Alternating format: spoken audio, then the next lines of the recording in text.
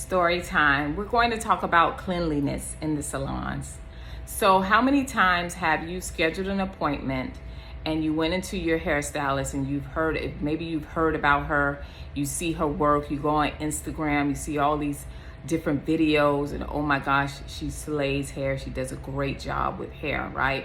Or you have that hairstylist that you heard that she has growing hands, she grows your hair, right? Or she does the best weaves. Whatever it may be, have you ever wondered how clean are they?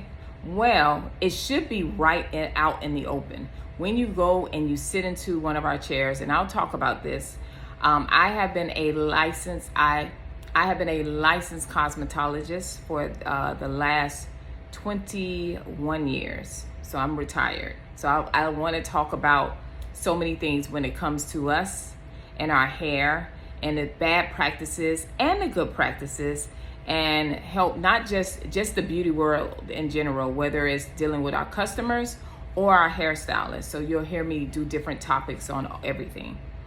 If you go into a salon and you sit into a hairstylist chair and you don't see barbicide. Barbicide is something, it's a glass, of course. They sell them at Sally's, and we buy the barbicide out of it's a licensed cosmetology store where we get all of our products from.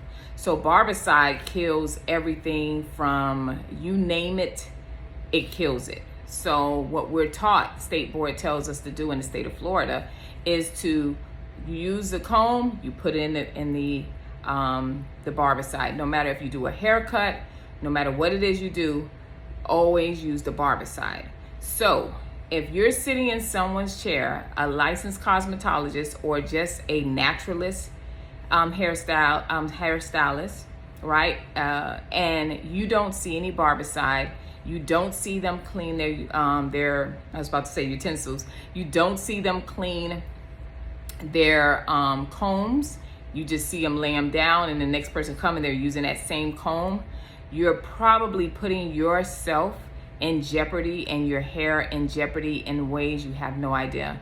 So for me, really quick, I did that many years ago. I used a comb that I used on someone else. I did not use the barbicide.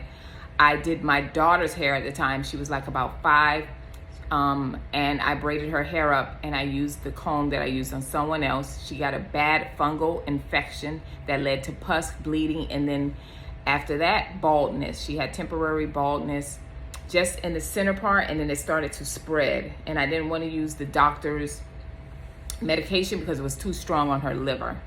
So her grandmother made a remedy. I don't want to talk about the remedy that she made, but it actually cleared the spot, but it was bald. And once it was bald, I started massaging it and working with it, and her hair grew back, but it's always in that same area, and she's 25 today. It's very fine. So she has thick curly hair, but in that area, those 2 areas, it's fine there because the hair, some of the follicles were damaged and it never grew back. So that's why it's more fine. So I lead this to say, value your hair, value the people, and find the people that value your hair as well. We have a lot of cosmetologists out here that do hair care. We have a lot of natural hairstylists that do care about hair care and the well-being of your hair. So this is just a message to you that if you decide, make sure you see that, because I've seen it a lot of times and they do not clean their, they don't even have barbicide. So that's all. Bye.